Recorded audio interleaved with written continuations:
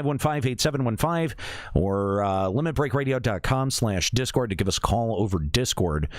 I think that there's I am more optimistic for this than I ever was for Diadem.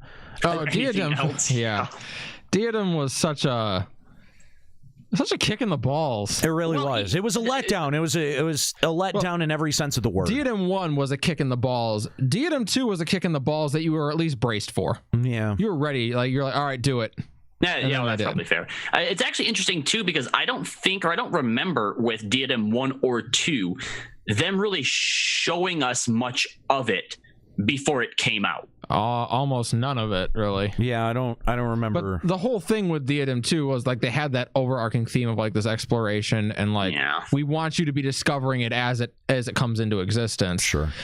And yes, I get that, except that only works when what people find isn't a turd. Right. Well, and I think that they had a real problem by designing the zone in the way that they did because you had to include flying. And I understand that, they were really hyped on flying because of Heaven's Whole thing was flying. Yeah. Right. Yeah. And I get that. I understand that. But there was also that problem where the minute that you introduced flying, aggro ceased to be a problem at all. Because there's no flying mobs. Right. Yeah. So, I think in that regard, there was definitely some, some overlooked problems that they could have avoided in this.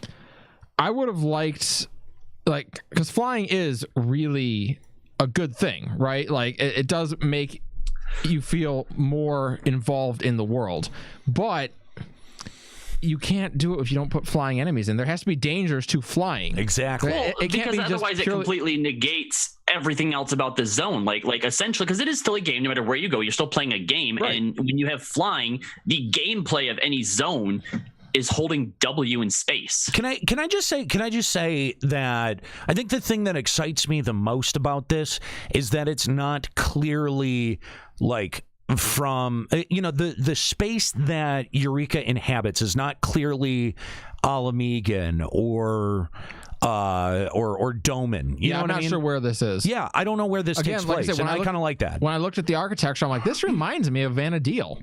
To me, it had that kind of. Maybe it's just because it's so thrown together. I really want. I'm curious where on the overworld this is supposed to be. Remember, this is still a theme park MMO, so maybe this is their callback to FF11. Yeah, this is gonna be Vana'diel land. This is their FF11 ride. I'll tell you what. If it was, I would come back for it. Jeez, of course. I hate that I would, but I would. I would have to come back, and just because the hope of getting a little extra FF11 lore out of it, I would. Well, no, I think the reason that I bring that up is because, again, as we said with Diadem, they had built in flying as a core part of how you get around on that zone. Right. There's no swimming in this that I see. So. I didn't see any swimming. I would assume not. Yeah, you're right. No, this looks very 2.0-esque. Although, what would be cool is if there was maybe a body of water that you could jump into, swim to the bottom of, and then that's the tunnel to get to another section of the map. That's a cool way of doing That'd swimming. Be cool. Because you don't immediately think about that.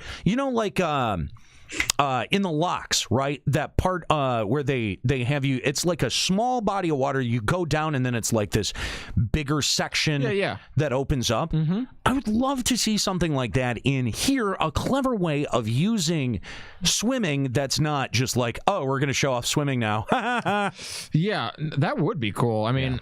And then you get down there, and Nigel Lyle's just down there, and you're like, what? Whoa, that's crazy. Let's go to our phone lines and talk to Abel.